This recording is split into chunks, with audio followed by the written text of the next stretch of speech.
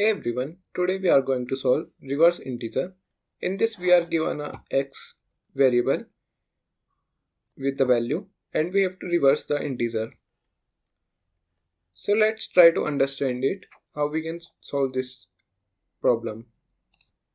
Let's take an example. So first we take a variable num in which we store the remainder of the number divided by the 10. So it will be 3.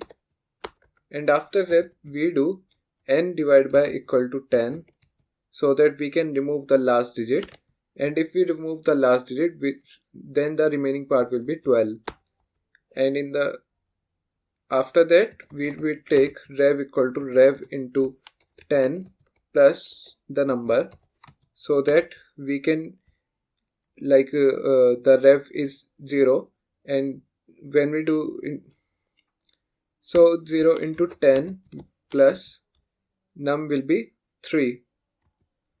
So this is the first iteration, and when we do the second iteration it will be 12 remainder 10 which is 2. We get the last digit, then we have to remove the last digit from the number, so that will be n divided by equal to 10 and it will be equal to 1, and the reverse will be equal to since reverse is 3,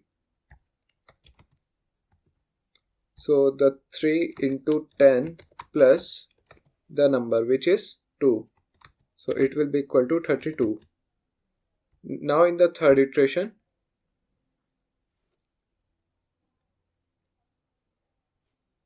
like we do the iteration till the n our number is not equal to 0.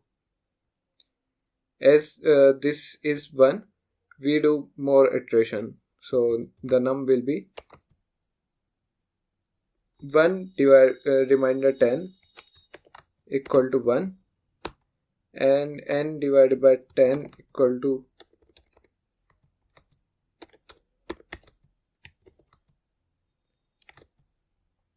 0, and the rev will be 32 into 10 plus the remainder which is 1, so it will be 3 to 1, and that's how we solve this solution problem by reversing the integer. So let's write the code for the same.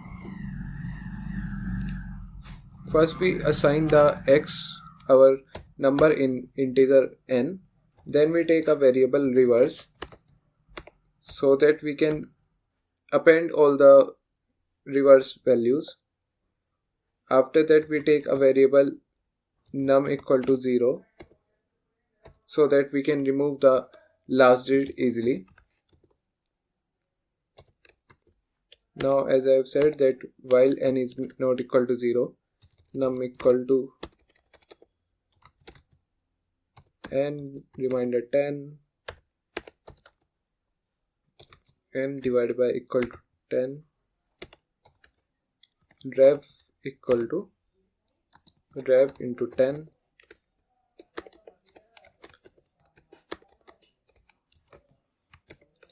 plus num, and at last we return the rev.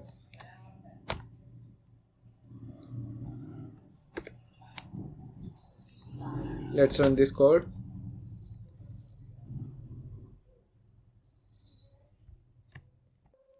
Now our reverse logic is working perfectly for normal numbers, but there is one important edge case we still need to handle.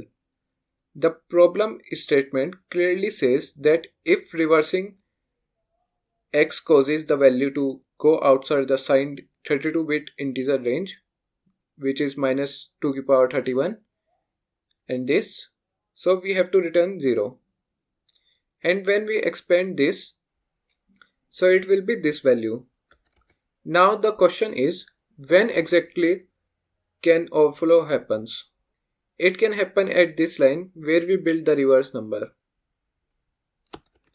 Suppose currently rev equal to the largest number, and this exceed int max, but here is the catch. We cannot wait for overflow to happen and then check it, because once overflow happens, the value is already invalid. So we must check before performing this operation. So to stay safe, before multiplying by 10, rev must be less than int max divided by 10. So we write int max divided by 10 equal to. Now if rev becomes greater than this value, multiplying by 10 will definitely overflow. There is also one boundary case. If rev is exactly equal to this value, then the next digit can be at most 7. Because if we do this into 10 plus 7, it will be equal to this value, which is still valid, but adding 8 would overflow. So that's how we handle the positive overflow explanation. Positive overflow. And similarly for the negative side. So the int min is